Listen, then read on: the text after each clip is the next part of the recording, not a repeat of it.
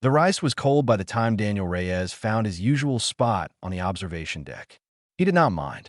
After 12 hours of moving cargo boxes, cold food still tasted like heaven. Relay Station Gamma 7 never slept. Thousands of beings from dozens of worlds passed through its corridors every day. But this corner of the observation deck stayed empty during the night cycle. That was why Daniel liked it. He could eat alone, watch the stars, and not think about anything. He opened his container and picked up his fork. Then he stopped point. Three small faces watched him from behind a stack of cargo crates. Blue skin, large dark eyes, thin membranes folded against their backs like closed umbrellas. Selvari children. Daniel had seen Selvari before. Their empire controlled a large part of the galaxy. They were proud people who rarely spoke to humans. But he had never seen Selvari children, and certainly not ones who looked this thin and hungry. The smallest one, a boy, took a step forward. His older sister grabbed his arm and pulled him back into the shadows. Daniel looked at his food. Then he looked at the children. He remembered being hungry as a kid. He remembered what it felt like to watch others eat. Without a word, he placed half his rice and vegetables on the lid of his container. He sat on a nearby crate and walked to the far end of the deck. He sat down with his back to them and ate what remained. A few minutes later, he heard soft footsteps, the scrape of the container lid being lifted, whispered words in a language he did not understand. When he finally turned around, the food was gone. So were the children. Daniel smiled for the first time in weeks. The next day, he asked around about them. A maintenance worker named Goss told him the story. 3 Selvari kids had arrived on a damaged escape pod 6 months ago. No parents. No identificación. They claimed to be refugees from the border conflicts. Station put them in the refugee shelter, Goss said. But nobody wants to deal with Selvari. Their empire hates humans. Most folks here just ignore them. They looked hungry, Daniel said. Shelter gives them food. Basic nutrition packs. Keeps them alive. Goss shrugged. Not our problem, friend. Daniel thought about his daughter. She had loved his cooking. She used to sit on the kitchen counter and watch him make dinner, asking questions about every ingredient. She would have been 9 years old now, but she was gone. 3 years gone, along with his wife, lost in a transport accident that had taken everything from him. Daniel went back to his quarters that night and cooked extra food. The children appeared again the next evening. This time, Daniel did not wait. He set out the food immediately and moved away. The boy waved at him before his sisters pulled him into hiding. Daniel waved back. A routine began. Every night, Daniel cooked more than he needed. Every night, the children came to the observation deck. They never spoke to him. He never approached them. But the distance between where they hid and where he sat grew smaller each time that he started paying attention to what they ate. The older girl always gave the biggest portions to her siblings. The boy ate fast, like he was afraid the food would disappear. The middle child, a girl with sad eyes, ate slowly and carefully, savoring every bite.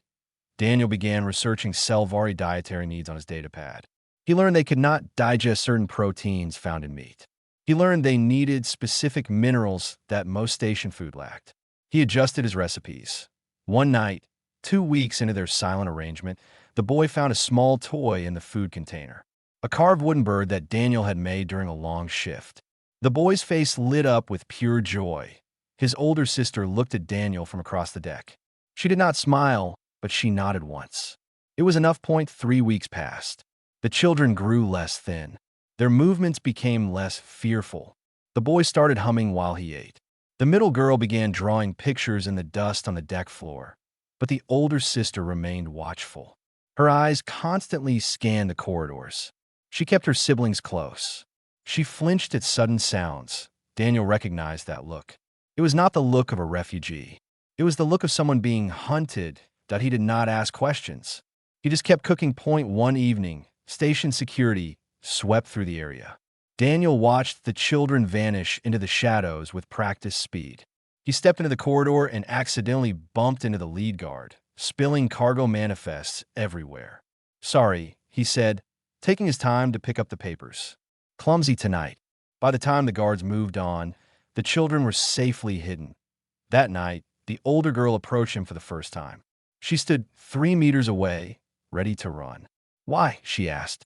Her voice was quiet but strong. "Why what? Why do you help us? What do you want?" Daniel thought about the question. He thought about his empty quarters and his cold bed and the silence that filled his life. "I had a daughter once," he said. "She liked my cooking. Now she is gone, but I still know how to cook. Seems wrong to let that go to waste." The girl studied him for a long moment. Then she said, "My name is Mira. My sister is Tira. My brother is Paul. I am Daniel." "Thank you, Daniel, for not asking questions. Everyone has things they need to keep private." Mira almost smiled. Almost. Then she disappeared into the shadows to join her siblings.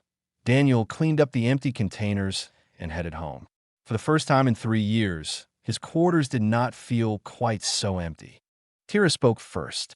It happened on a quiet evening when the station hummed with distant machinery and the stars burned cold outside the observation windows. "What is this?" she asked, pointing at the orange vegetables in her container. Daniel looked up from his own meal, surprised. In 5 weeks, the children had never spoken to him directly. Mira always kept them at a distance. "Carrots," he said, "from Earth. My home planet." Tira tasted one carefully. Her nose wrinkled. Then she smiled. "Sweet. My daughter used to hate them," Daniel said. "I had to hide them in other foods." Paul, the youngest, scooted closer. He held up his wooden bird. "I call him Swift. He flies in my dreams." Daniel felt something crack inside his chest. Something that had been frozen for 3 years. "That is a good name." After that night, the silence ended. The children began talking to Daniel while they ate. Small things at first. Favorite colors. Funny sounds different species made. Whether stars were actually hot or just looked that way. Daniel answered every question. He told them about Earth's blue oceans and green forests. He described animals they had never seen. Elephants with their long noses, whales singing in deep waters, birds that could mimic any sound. The children listened with wide eyes and open mouths. "Your world sounds beautiful," Tira said one evening.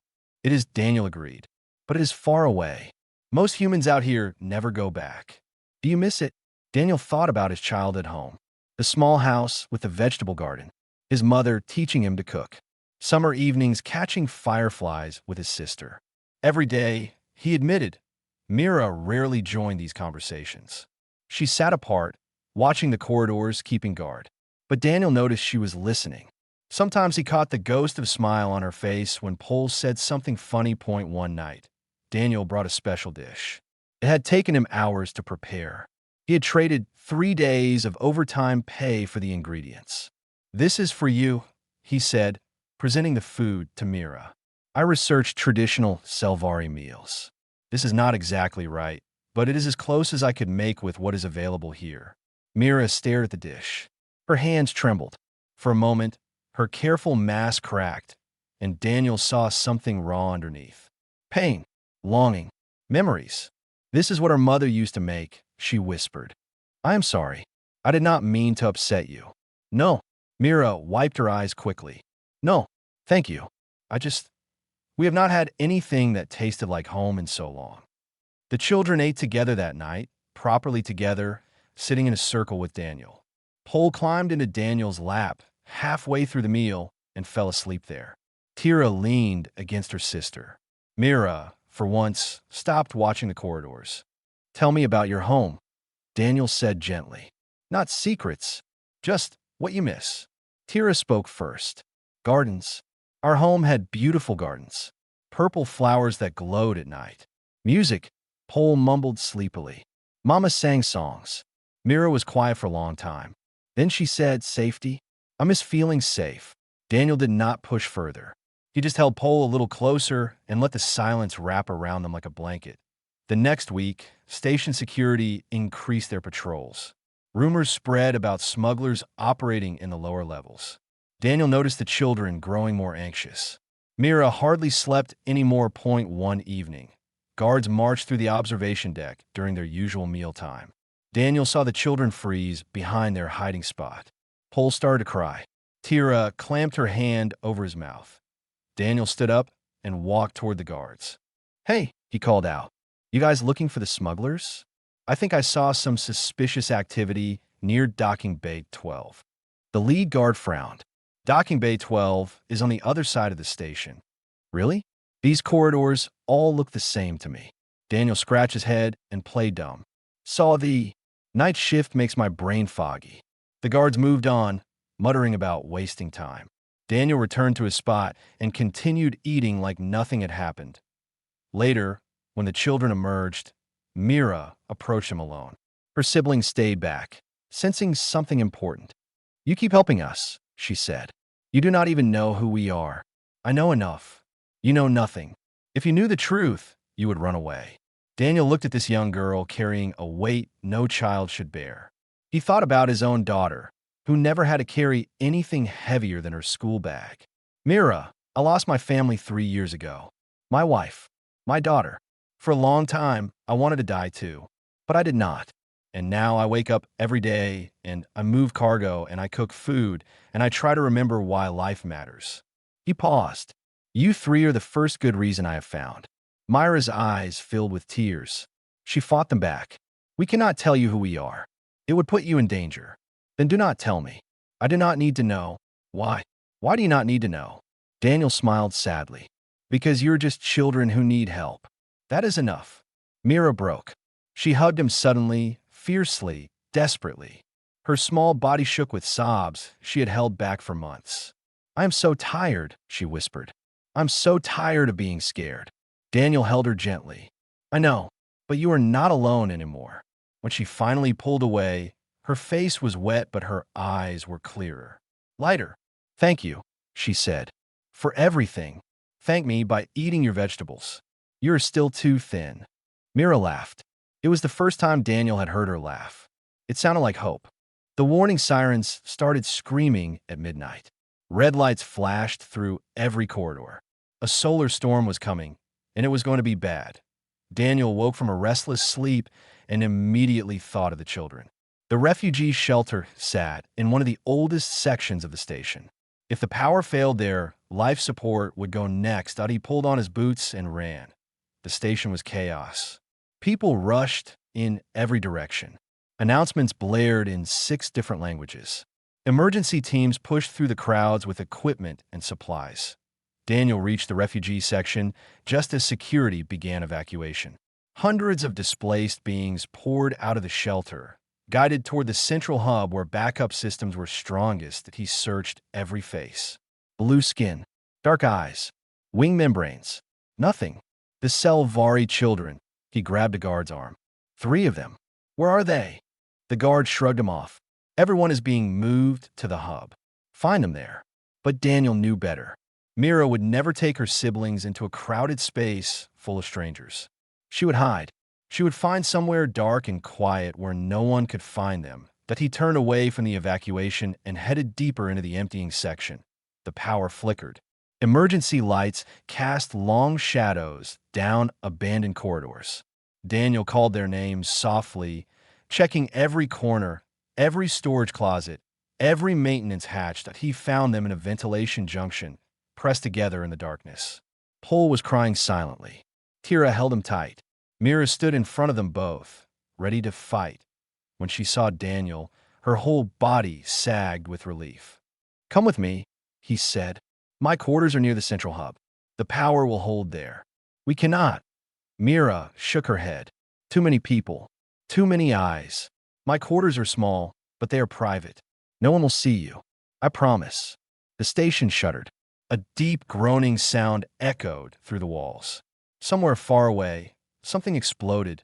Mira made her decision. "Okay, we trust you." They moved fast through the dying corridors. Twice they had to detour around collapsed sections. Once they barely avoided a spray of sparks from a ruptured power conduit. Pole clung to Daniel's back. Tira held Myra's hand. Together, they ran. Daniel's quarters were tiny. A bed, a small kitchen area, a bathroom, and a single chair. But the lights worked, and the air was warm, and the door locked from the inside. "It is not much," Daniel said, suddenly embarrassed. "It is perfect," Tira whispered. She was staring at the photographs on his wall. A woman with kind eyes. A little girl with a gap-toothed smile. A family that no longer existed. "My wife and daughter," Daniel said quietly. Anna and Lily. They look happy. They were. Pole tugged at Daniel's sleeve. What happened to them? Daniel knelt down to the boy's level. There was an accident. A transport ship broke apart during travel. They were on it. I was not. That is sad, Pole said simply. Yes, it is. The storm hit the station like a hammer. Everything shook. The lights dimmed, but held. Daniel gathered the children around his small table and brought out food he had stored for emergencies. They ate together while the universe raged outside. For the first time, it felt like more than just sharing a meal. It felt like family. Tell us about Earth again, Tira asked. The animals. So Daniel told them. He described elephants and their long memories. He talked about dolphins that rescued drowning swimmers. He explained how dogs would wait years for owners who never came home. Humans love these animals. Mira asked. Very much. We share our homes with them. We protect them. Some people say the way humans treat animals shows who we really are. And who are you really? Daniel thought about the question. We are complicated. We can be cruel. We have done terrible things to each other and to other species. But we can also love very deeply. We form bonds with beings that are nothing like us. We adopt strays. We fight for those who cannot fight for themselves. He paused. I think that is our best quality. We care about things, even when it makes no sense to care. Pole had fallen asleep in Daniel's lap again. His small hand clutched the wooden bird. His breathing was slow and peaceful. We had a home once, Mira said softly. A beautiful place with gardens and music and light. Our mother ruled there. She was wise and kind, and everyone loved her. Daniel listened without interrupting. One night, bad people came. They attacked us. Fire everywhere. Screaming. Our mother's guards put us on a small ship and told us to hide. They said our mother would find us. Myra's voice cracked. That was 6 months ago. We do not know if she is alive. Your mother is a ruler. Mira nodded. Of many worlds. Many people. Daniel understood now. These were not just refugee children. They were important. Powerful enemies wanted them. That was why Mira was always watching, always afraid. Does it matter? Mira asked. Now that you know, Daniel looked at the 3 children who had changed his life. Pole asleep in his arms. Tira leaning against his shoulder. Mira watching him with eyes that expected rejection. You 3 ate my cooking for weeks without complaint, he said. You trusted me with your lives tonight. That matters. The rest is just details. Mira tried to hold back tears and failed. She crawled onto the bed and curled up beside her siblings. The storm lasted 8 more hours. Daniel stayed awake the entire time, keeping watch, making sure they were safe.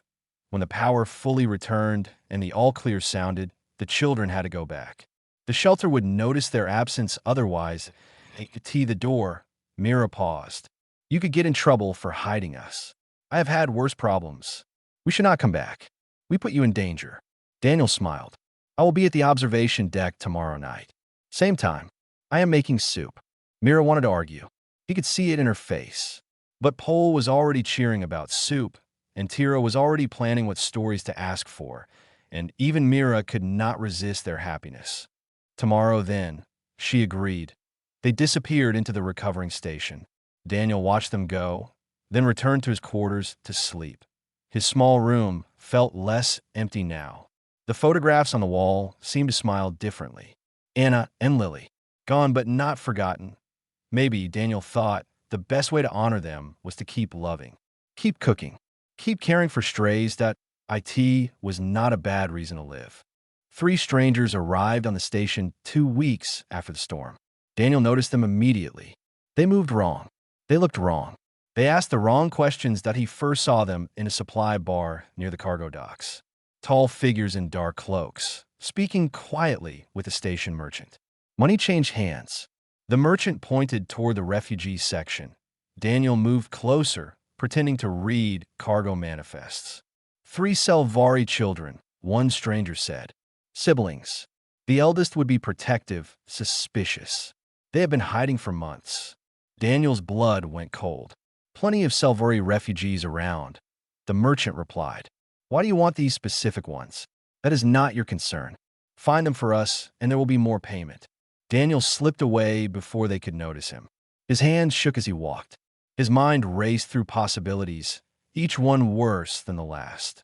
That evening, he reached the observation deck early. The children were already there, playing a game Tira had invented using pebbles and chalk lines. Pole laughed as he lost again. Even Mira was smiling.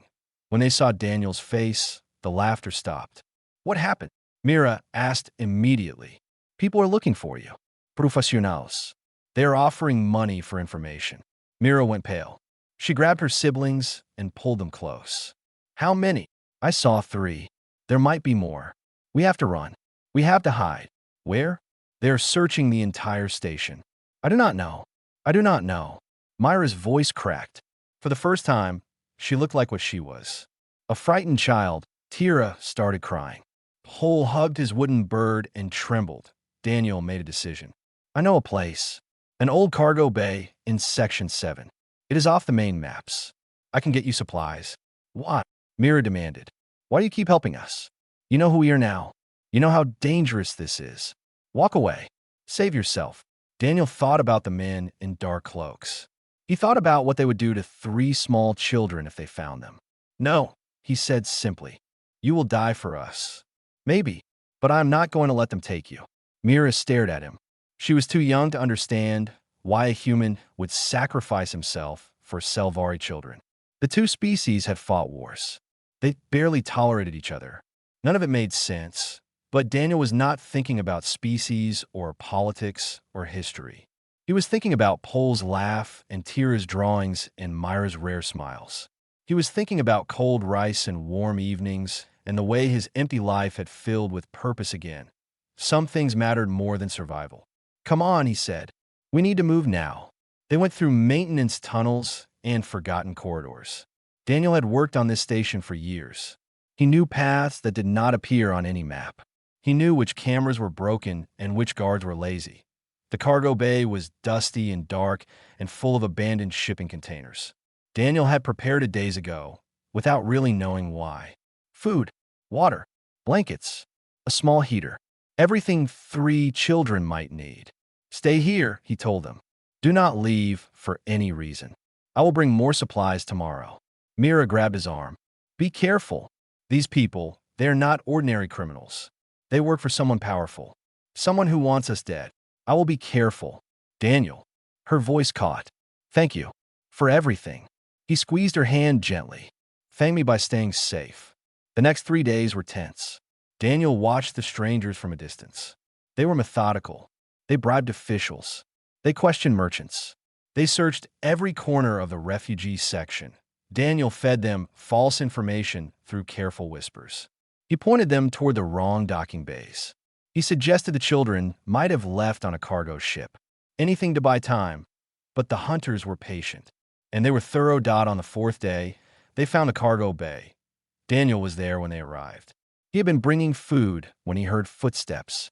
He barely managed to hide the children in a maintenance shaft before the door burst open. 3 dark figures entered. Their leader pulled back his hood, revealing a scarred Selvari face. Pale blue skin, cold eyes, a predator's smile. Human, the leader said. We know you have been helping them. We have watched you for days. Daniel said nothing. Give us the children. We will pay you well and let you live. I do not know what you are talking about. The leader sighed. Loyalty to Selvari children? From a human? How curious. He gestured to his companions. Search the area. Daniel blocked the maintenance shaft entrance with his body. There is nothing here. The leader studied him. You are willing to die for them. Yes. Why? They're not your kind. Not your blood. Not your responsibility. Daniel thought about that question. He had asked himself the same thing many times. Because someone has to protect them, he said. And I am here. The leader raised his weapon. Last chance, human. Then the doors exploded inward. Station security poured into the cargo bay. Commander Haskell led the charge, his team spreading out with practiced precision. The hunters were surrounded before they could react. Drop your weapons, Haskell commanded. The leader calculated his options and found none. He dropped his gun. His companions followed. Daniel sagged against the wall. His legs barely held him. Haskell approached, face hard. You have a lot of explaining to do, cargo worker. I know. Those children in the shaft. They're not ordinary refugees, are they? Daniel was too tired to lie. No, they are not. Who are they? Before Daniel could answer, a communication alert screamed through every device in the room. An emergency broadcast. Station-wide, a voice spoke. Female. Powerful. Desperate. This is Empress Selene of the Selvari Dominion. I am searching for my children.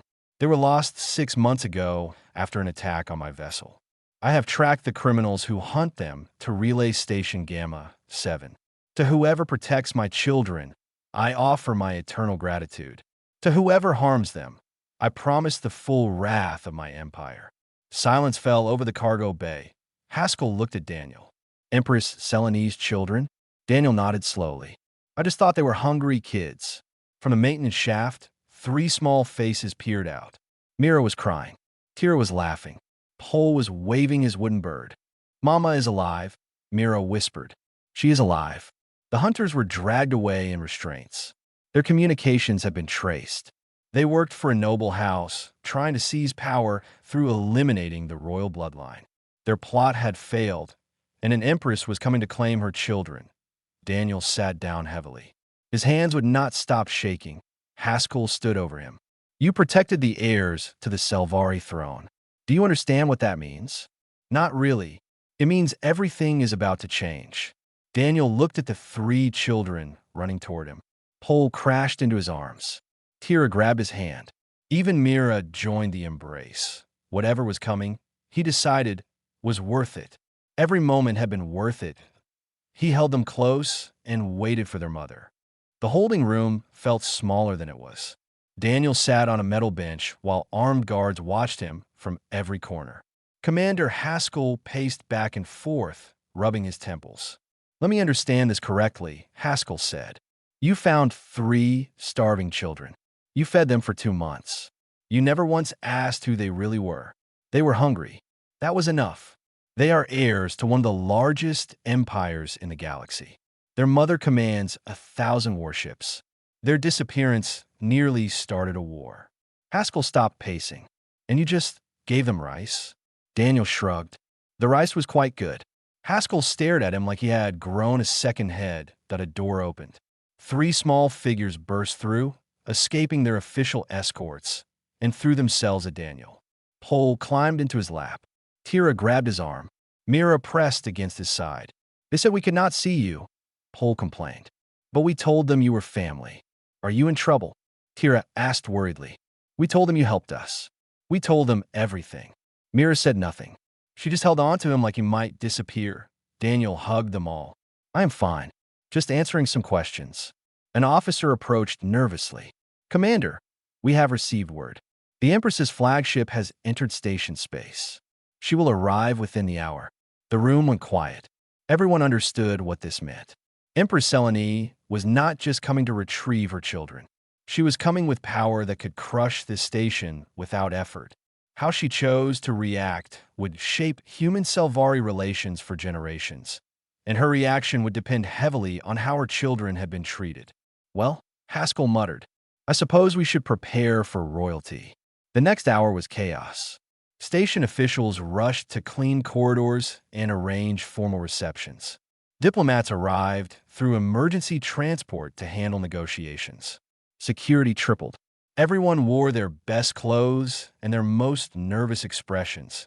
Daniel was kept in the holding room with the children. Nobody knew what else to do with him. Are you scared? Mira asked quietly. A little. Are you? Yes. She paused. What if Mother is different now? What if she does not recognize us? It has been so long. Daniel remembered his own mother. How her face had lit up every time he came home, even after years apart. How she had held him at his wife's funeral and said nothing, because nothing needed to be said. Mothers do not forget their children, he said. Not ever. How do you know? Because that is what love means. The door opened again. An official entered with a pale face. The Empress has docked. She is coming here directly. She refused all formal ceremonies. She only wants to see her children. Mira straightened. She was shaking, but she lifted her chin with a dignity that reminded Daniel she was royalty. Tira held her sister's hand. Pole clutched his wooden bird. They heard footsteps, many footsteps, guards, officials, servants. And at the center of that procession, a presence that seemed to fill the corridor before she even appeared. Then she entered. Empress Selene was tall and beautiful in the way that mountains are beautiful. Blue skin darker than her children's. Eyes that had seen empires rise and fall. Wing membranes that spread wide behind her like a living cloak. She wore white robes marked with symbols of her house, and her face carried 6 months of desperate hope. She stopped when she saw them. "Mama," Pole whispered. Then she was running. This empress who commanded worlds was running across a holding room floor to gather her children in her arms. She felt her knees and pulled them close. Sounds came from her that were not words. Sounds that transcended language. A mother's love, a mother's relief, a mother's tears. The children cried too. 6 months of fear and hiding and loneliness poured out of them. They held their mother like they would never let go. Everyone in the room looked away. Some things were too private to witness. When Selene finally lifted her head, her eyes found Daniel. He stood awkwardly against the wall, a cargo worker in dirty clothes, entirely out of place among the royalty and officials. He tried to bow, but was not sure of the proper form. Selene released her children gently and approached him. Her guards tensed. An empress should not walk toward a stranger unprotected. But she ignored them. "You are Daniel," she said. Her voice was music. "The human who fed my children." "Yes, your majesty." "Why?" That question again. Daniel thought about all the complicated answers he could give. Politics, morality, the value of innocent life. None of them felt right. They were hungry, he said simply. "And I had food." Selene studied him. Her eyes missed nothing. She saw the calluses on his hands from years of hard labor. She saw the grief lines around his eyes from losses that never healed. She saw a man who had nothing but had given everything anyway. "My children told me their story," she said. "How you fed them without asking for payment. How you kept their secret without demanding answers. How you protected them when hunters came." Her voice caught. "How you loved them when they had no one else." Daniel felt his throat tighten. "They're easy to love." Selene reached out and took his hand. Her skin was cool against his. "Among my people, there is a bond called the soul debt. It forms when one person saves the life of another. It cannot be paid with money or titles. It can only be honored through a lifetime of connection." She squeezed his hand. "You have 3 soul debts now, to my children, and through them, to me. I do not understand what that means. It means you are family, Daniel. Not by blood, but by choice and sacrifice. My children's children will know your name. When historians write about this time, you will be remembered as the human who saved a dynasty with kindness." Daniel felt dizzy. "I just made them dinner." Selene smiled. It was the most beautiful thing he had ever seen. "The greatest acts of love are often the simplest," she said. "You gave my children food when they were hungry. You gave them safety when they were hunted. You gave them hope when they had none." Tears streamed down her face. "I can never repay that, but I will spend the rest of my life trying." Pole ran over and grabbed Daniel's leg. "Does this mean Daniel is our uncle now?" Selene laughed. The sound echoed through the room like bells. "Yes, my little one. Daniel is your uncle now. Forever." Mira and Tira joined the embrace. Daniel found himself surrounded by Selvari royalty, crying and laughing and holding each other like the strange, beautiful family they had become. Commander Haskell watched from the doorway, shaking his head in disbelief.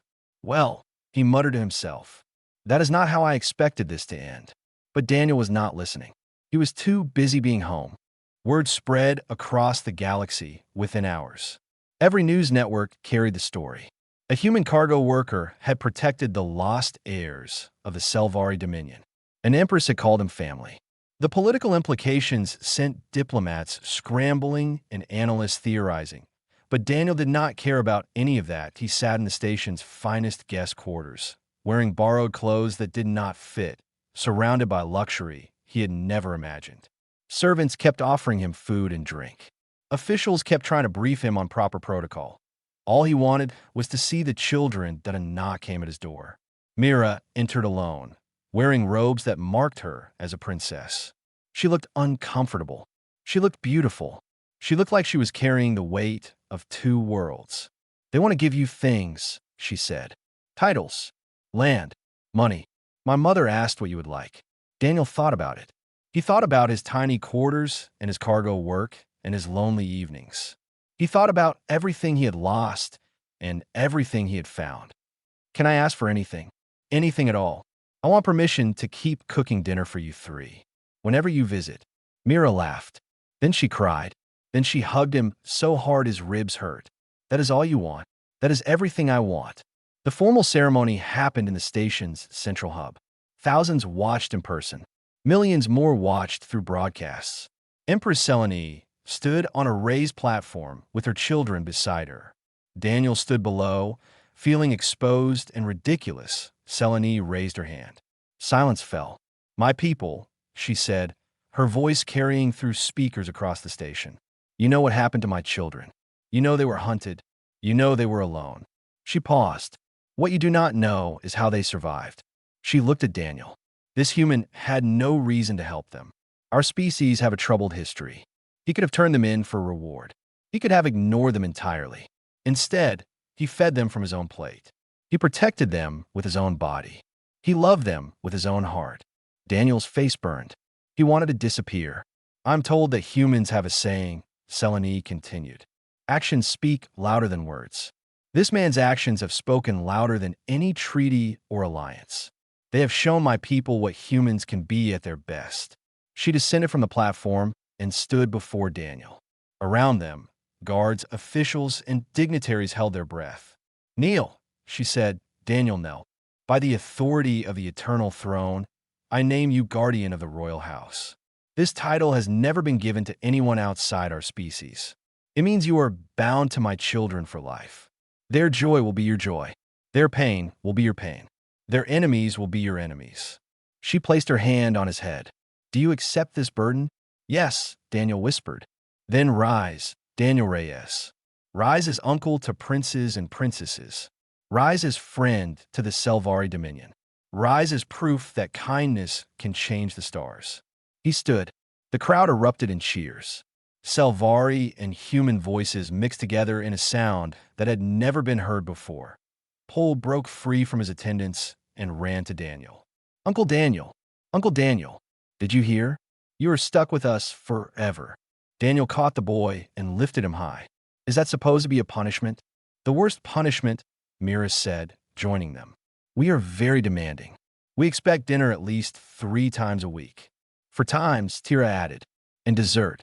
Daniel looked at the 3 children who had saved his life as surely as he had saved theirs. He looked at the Empress who smiled at them with love in her eyes. He looked at the crowd of humans and Selvari standing together for the first time in history. "I think I can manage that," he said. 5 years later, the story was famous across known space. Students studied it in diplomatic courses. Historians wrote books about the turning point in human-Selvari relations. Some called it luck. Some called it fate. A few called it a miracle. But on Relay Station Gamma 7, the old-timers just remembered a quiet man who shared his dinner with hungry children. Daniel sat on the observation deck, his hair grayer now, his movements slower. The stars looked the same as always. Cold and distant and beautiful, footsteps approached. 3 of them. Familiar after all these years. Mira sat beside him, a young woman now, already serving in her mother's council. Tira took her usual spot on his other side, her artistic talents making her famous throughout the empire.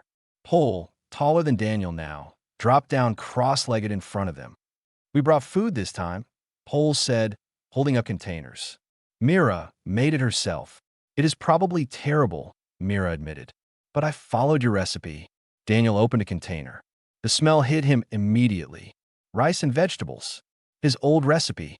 The one he had shared with 3 starving children years ago. "It smells perfect," he said. They ate together as they had done hundreds of times before. They talked about small things and large things and everything in between. They laughed at old jokes and made new ones. When the food was gone, they sat in comfortable silence and watched the stars. "Do you ever regret it?" Tira asked quietly. Helping us that first night, Daniel thought about his life before them. The emptiness, the grief, the slow death of meaning. He thought about everything that had followed. The joy, the fear, the love, the family he had never expected to find. Not for a single moment, he said. Pole grinned. Good, because we were never letting you go. I am counting on it. Mira leaned against his shoulder. Thank you, Uncle Daniel, for the rice, for the stories, for everything. Thank you, he replied, for being worth it. They stayed on the observation deck until the station's artificial dawn began to lighten the corridors.